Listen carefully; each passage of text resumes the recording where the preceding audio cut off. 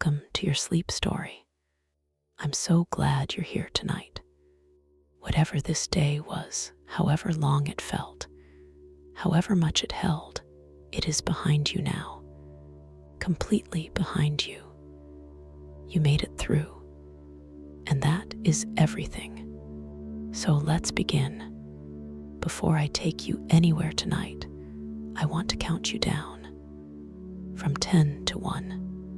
And as I count, I want you to allow yourself to sink just a little deeper into wherever you are right now. Feel the weight of your body. Feel what is beneath you, holding you. And with each number, just let go a little more.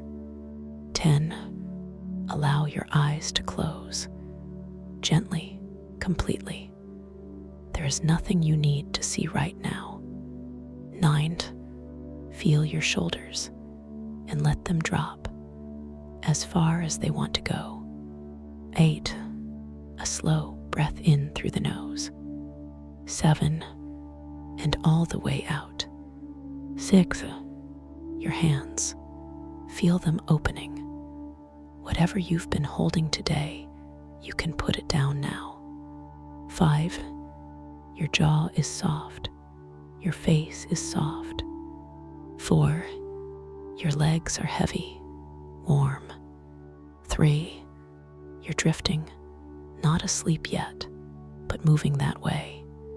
2. The day is behind you, completely and entirely behind you. 1. And now, tonight's sleep story, the relaxation. Before we go anywhere, I want to stay here with you for a moment. Just here, just now, because this moment, this exact moment right now, where you are lying in the quiet, deserves a little attention, a little kindness. Take a breath in for me, from the very bottom of the belly.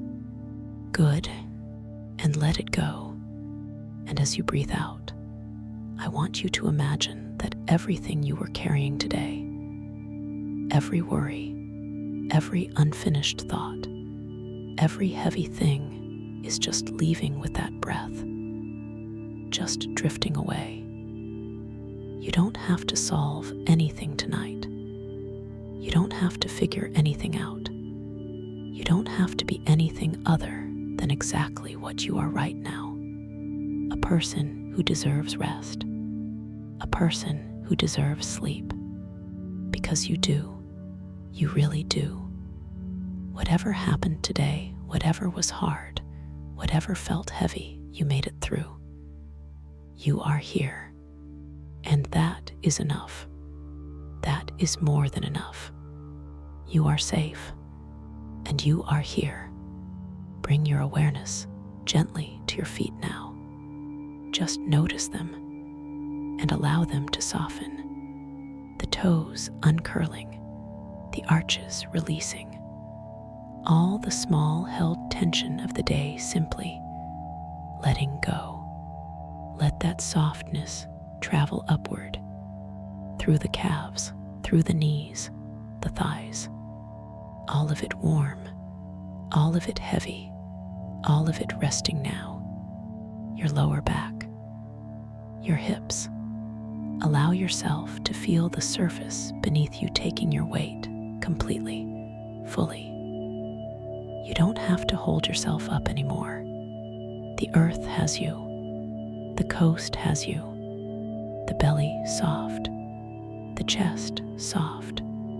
The heart beating steadily as it always has, as it always will.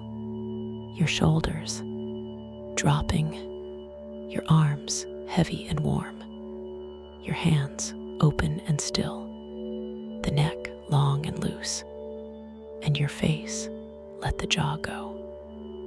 Let the forehead smooth. Let the eyes be completely still behind their lids. There you are, from the top of your head to the tips of your toes, completely soft, completely warm, completely at rest. You've done beautifully. Now, let me take you somewhere. Somewhere the rain is on the window, and the maps are on the table, and the sea is 2 streets away, and the old cartographer is at his desk with the lamp on, and the whole world spread before him in paper and ink. Come with me. The coastal town, a town on the coast, not the famous coast, not the tourist coast, the working coast, the coast where the fishing boats still go out, where the harbor has been a harbor for centuries, where the warehouses at the water's edge are older than the town's memory of them. The town, gray stone, the stone of this coast, the stone that the sea has been quarrying from the cliffs for a very long time, the stone that the buildings are made from. That is also the coast, the town made from what the coast gives, the town that is the coast, in another form. The streets, narrow, running down toward the sea, all roads leading to the sea, the way all roads in harbor towns lead to the sea the reason, the sea the destination. Always the rain, tonight the coastal rain, not dramatic, steady, the Atlantic rain, finding the gray stone, making it darker, making it more itself. The rain on the town accepting it as it has always accepted it. The building on the corner, the building at the corner of the lane and the harbor road, the building that has been here since the 18th century, perhaps longer, the records uncertain, the building that has been many things, a warehouse once, a counting house, a chandler's, a small hotel, now divided into flats, into rooms, into the small units that old buildings become when the single use no longer works. The building that has been many things, still here, still the gray stone, still the corner, on the 3rd floor, a light, the single lamp, in the cartographer's room. The room, you climb the stairs of the old building, the wood of them, the particular creak, not the creak of danger, the creak of old wood that knows its weight, that has known many weights, that speaks of them. 3rd floor, the door, dark wood, old brass handle. You turn it, the room, the maps. You see the maps before anything else.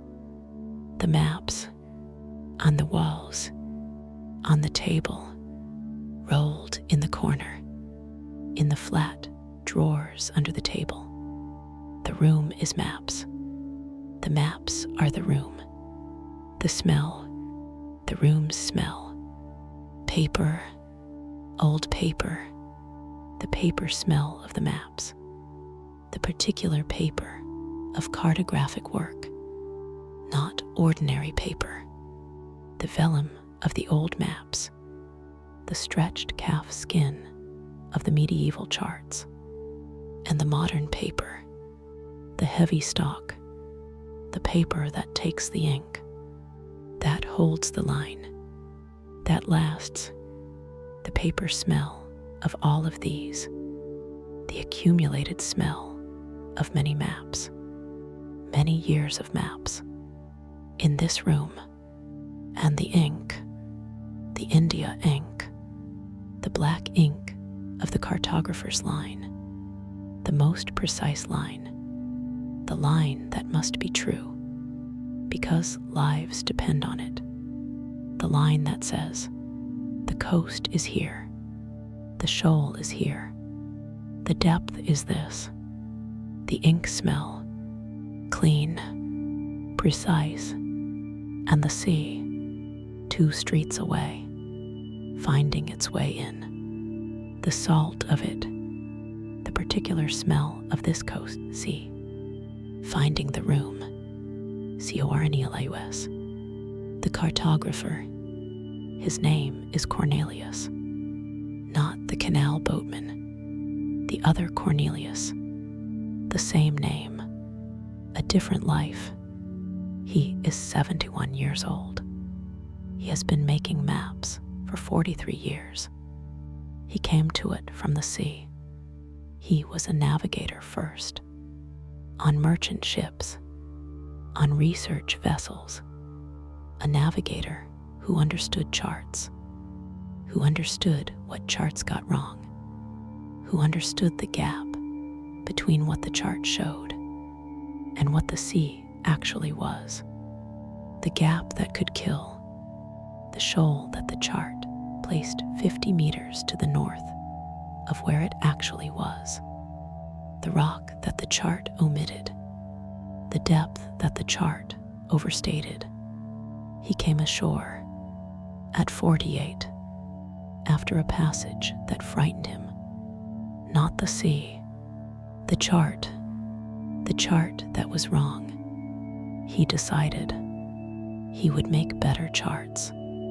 He has been making them for 23 years. From this room, on this coast, the table, the large table, at the center of the room, the cartographer's table, larger than any domestic table. Its surface, the working surface, the current chart laid out on it, the chart in progress, the coast he is mapping. This coast, the coast visible from the window, on a clear day, not tonight, tonight the rain, but he knows the coast better than the rain allows him to see. He knows it from the sea, from the years before, from the surveying, from the soundings, the lead line dropped over the side, feeling the bottom, the depth measured, recorded, the position marked, the chart built up from these points, from the accumulated measurements, the chart that is the truth of the sea floor, as best as can be known, the instruments on the shelf above the table, the instruments, the parallel rulers for drawing course lines, for measuring angles, the dividers, the brass-pointed dividers, for measuring distances on the chart, for stepping off the miles, the compass rose, the protractor, the magnifying glass, the loop, for reading the fine detail, the depth soundings, the tiny numbers, that must be read with magnification, that indicate the depths at that point, at that moment when the lead touched the bottom. The instruments, old, some of them very old, the brass parallel rulers his grandfathers. He brought them from the ship when he came ashore, the instruments that have measured the world, or this part of it, still measuring, still in use. The rain on the window, the rain on the window, the single window of the room, facing the harbor, facing the sea, 2 streets away, the rain finding the glass, running down it, in the lamplight, the rivulets of rain, on the glass, the light catching them, making them visible, the rain on the window, the sound of it, not loud, the coastal rain, the soft rain, finding the glass, running, the sound of the rain and the sound of the sea. Together, from this window, the sea 2 streets away, audible through the rain, the sound of the coast, the sound of this town. At night, in the rain, the current chart on the table, the chart he is working on. This coast, the section between the headland to the north and the inlet to the south, the section that the existing charts do not get right. He knows this. He has sailed it. He has sounded it. He has walked the cliffs. He has studied the tide tables. He has spoken to the fishermen who know the rocks, the way fishermen know the rocks, not from charts, from their hulls, from the near misses, from the times the boat found the rock that no chart showed. He speaks to the fishermen. He listens. He marks what they say. On the draft, the fisherman's knowledge, going into the chart that will be better. For this knowledge, for this listening, the chart that could not be made without the fisherman. What a map is. Cornelius has thought about this for 43 years. A map is an argument, not a fact. An argument, the mapmaker says, this is where things are.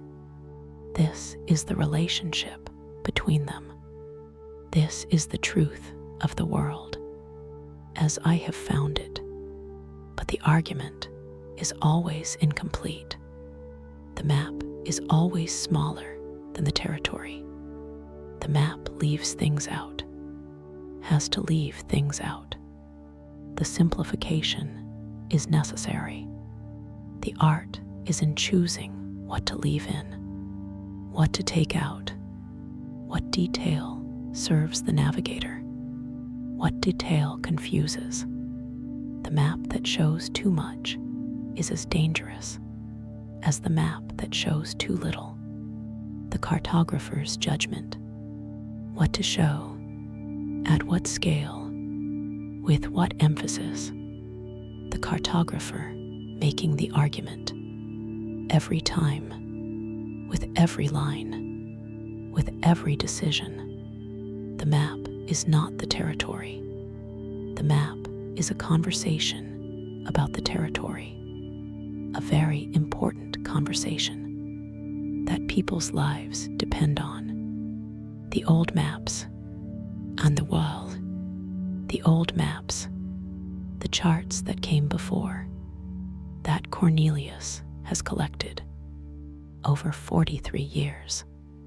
The old charts of this coast, the charts that were made before the precise surveying, before the echo sounder, before the satellite, the charts made by dead reckoning, by the lead line, by the sextant and the stars, the charts that were the best that could be done with what was available, the charts that are beautiful in their inaccuracy, the coastline that is approximately right, the depths that are approximately right, the decorative elements, the sea monsters, the cartouches, the compass roses, the ships, the old cartographers who drew what they knew, and where they did not know, drew what they imagined, or left it blank.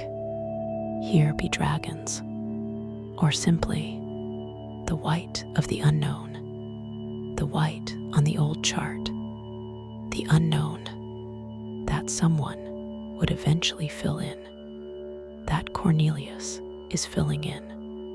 On this coast, in this room, in this rain, the lamp on the desk, the single lamp that illuminates the chart, the pool of light, the chart in the light, the rest of the room, darker, the old maps on the wall, half visible, the shelves, the instruments, the flat drawers, all of it in the penumbra, in the half-dark that surrounds the working light. This is how the cartographer works, has always worked.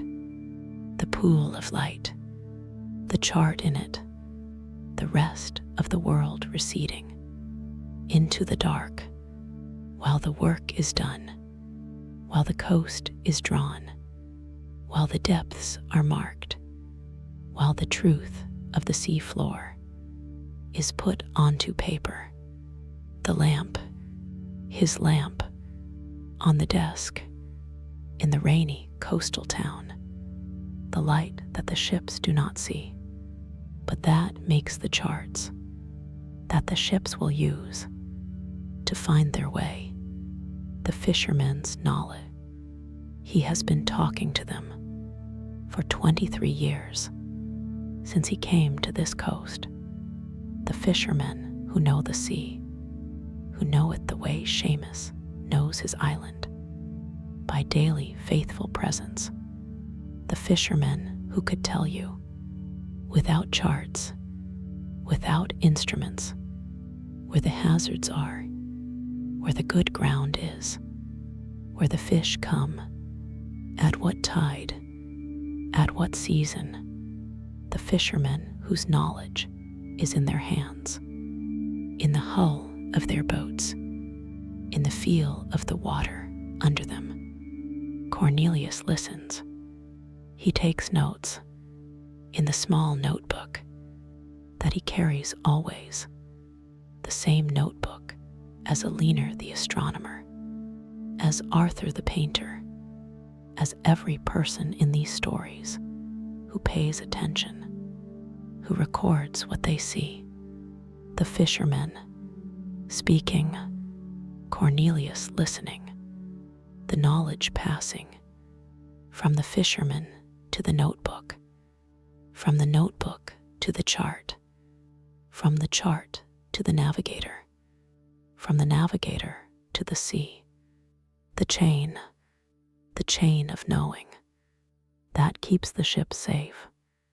Growing still, Cornelius is at the table, the lamp on, the chart in the light, the rain on the window, the sea 2 streets away, the old maps on the wall, half visible, the dividers beside his hand.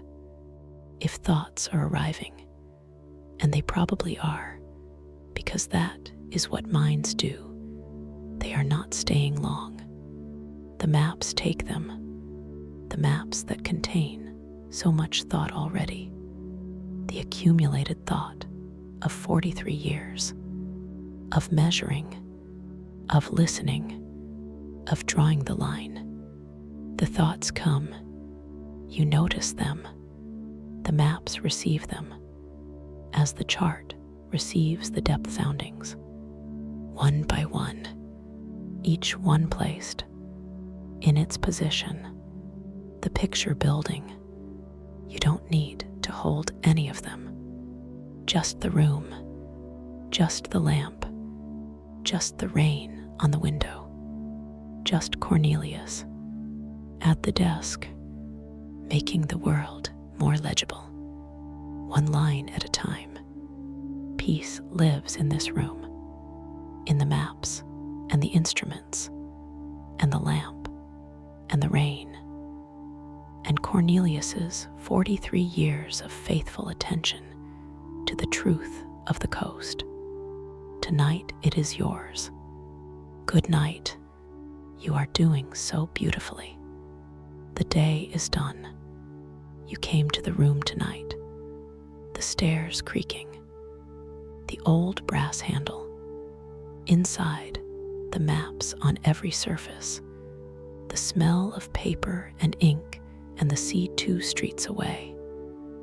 Cornelius at the table with the lamp on, the rain on the window, the current chart before him, the coast being drawn. The room received you as rooms of patient, faithful, important work always receive people. With the lamp and the paper and the accumulated knowledge of decades and the particular quiet of a place where the world is being made more accurately known, carry it with you on the days when you feel lost, the days when the chart seems wrong and the coast does not match what you expected. Remember Cornelius. Remember that the chart is always incomplete, that the cartographer is always improving it, that the next version will be truer. The coast is there, even when the chart is wrong. You can find your way. You know the way here now. But tonight, you are already here. The lamp is on. The rain is on the glass. The maps are all around. Sleep now, deeply, completely. You deserve every rain soft, lamp warm, map held, sea near, chart deep moment of this rest. Every single one. Good night. Sleep well. The room through the night. The maps at night. The maps on the walls. In the dark. The old charts. In the half-light. The lamp is still on. Cornelius has not gone to bed yet. He works late. He always works late. The rain steady on the window. The lamp on the chart. The dividers beside his hand. The coast being drawn, line by line. The truth of it, emerging from the measurements, from the fisherman's knowledge, from the 43 years, from this lamp, in this rain, in this room, the sea at night, 2 streets away, the sea, the harbor, the boats at their moorings, the rain finding the harbor, the rain on the boats that will go out tomorrow, if the weather allows, if the wind is not too strong, if the rain passes, the fishermen who will check the forecast, who will smell the air, who will look at the sky, the way Alvaro looks at the sky, the way Agnes on the island knows the sea, the fishermen who know the sea, whose knowledge goes into the chart that Cornelius is drawing. In the room, 2 streets from the sea and the chart, 2 streets apart, and everything in between.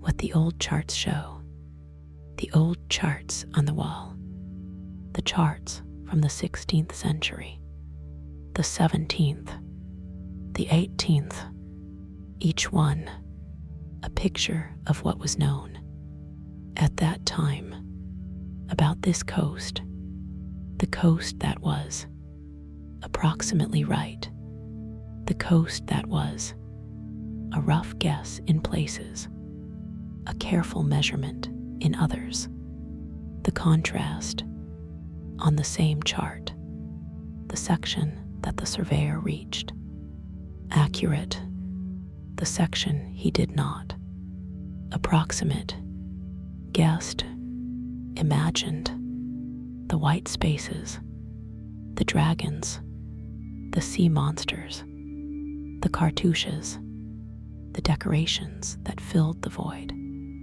of the unknown that subsequent cartographers filled in one by one survey at a time, one sounding at a time.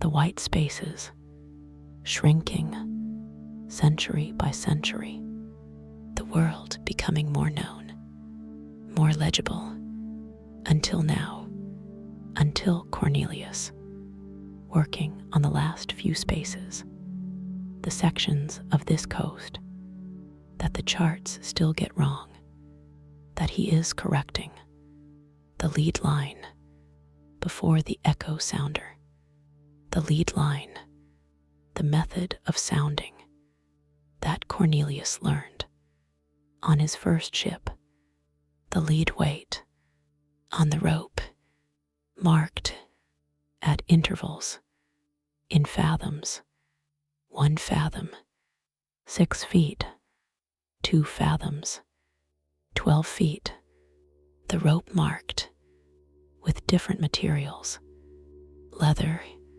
cloth, to be felt in the dark with the hands, the lead dropped over the side, swinging forward as the ship moved, landing on the bottom, the rope going slack, the mark at the waterline.